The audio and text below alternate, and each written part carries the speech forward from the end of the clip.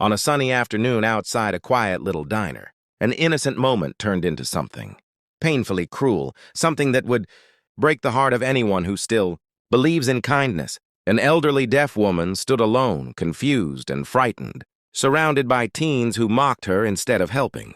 People watched, but no one stepped in. It seemed like cruelty was winning, until the ground began to rumble. What followed next wasn't just a rescue, it was a moment that restored faith in humanity, a moment when 9 bikers became silent protectors, turning a heartbreaking scene into an unforgettable act of courage.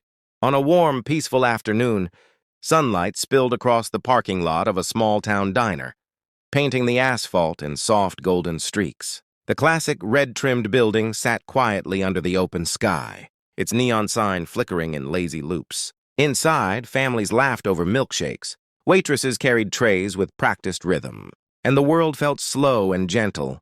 But outside, just a few feet away, something painfully unfair was unfolding. An elderly woman named Marina Hole stood alone near the diner entrance, holding a small purse close to her chest. At 83, her hands trembled slightly from age, but her eyes held a softness that came from a lifetime of gentle living.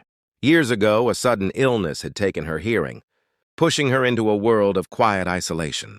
Yet she came to this diner every afternoon, not for the food, but for the feeling of being near life, near laughter, near warmth. Even if she couldn't hear it, she could still see it, and it made her feel less alone.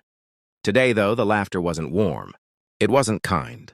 A group of teens, led by a boy named Troy Maddox, approached her with phones raised and smirks painted across their faces. Troy was the type who bragged loudly about everything but carried very little inside. His confidence was shallow, built on attention and cruelty disguised as humor.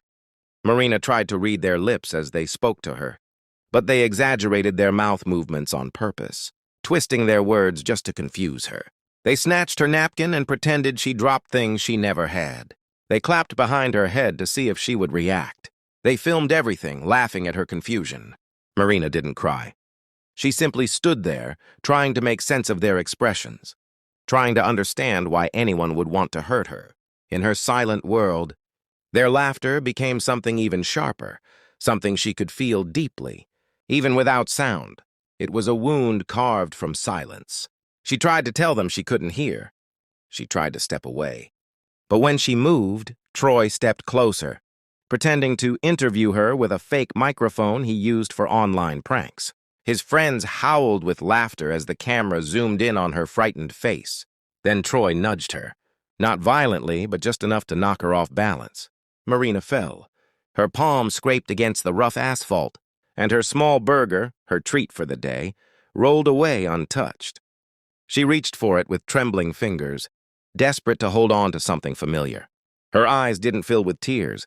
They filled with a deep, aching grief that had lived inside her ever since she lost her hearing. Cars passed. People watched. No one helped. The world felt unbearably cruel. And then the rumble began. At first it was faint, a soft vibration in the ground. The teens ignored it. But the rumble grew louder, heavier, deeper, until it rolled through the parking lot like distant thunder. Heads turned. Then they appeared. One motorcycle, then another, then another. 9 powerful engines roaring in slow, deliberate formation. The bikes stopped in a line, steel glinting under the sun. These weren't wild, reckless bikers. Their movements were controlled, disciplined, like a shield forged from metal and loyalty.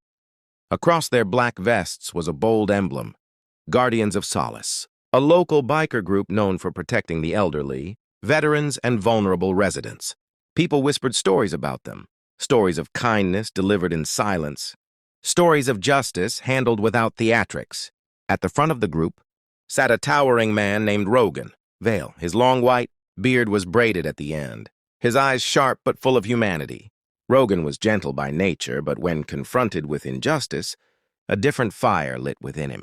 The moment he saw Marina on the ground, something inside him shifted. He didn't need sound to know what had happened. Pain looked the same in every language. He shut off his motorcycle, stepped forward, and the entire parking lot seemed to hold its breath. Troy tried to laugh, but it caught in his throat. The other teens lowered their phones, shame beginning to replace arrogance. Rogan crouched beside Marina, moving with surprising tenderness for such a massive man. He helped her sit up, placed a steady hand behind her back, and carefully picked up her fallen burger, treating it like something precious, because he knew it was. Marina looked at him with confusion, then relief, then a softness that only appears when someone finally feels seen. Rogan wasn't angry at her. He was angry for her. He stood and faced the teens. His expression hardened into something carved from quiet steel. He didn't shout. He didn't threaten. He didn't need to. The silence between them was louder than any yell. The teens backed away. Behind Rogan, the other bikers formed a half circle, protecting Marina with their presence alone. One of them, a woman named Kira Vale, gently lifted Marina to her feet.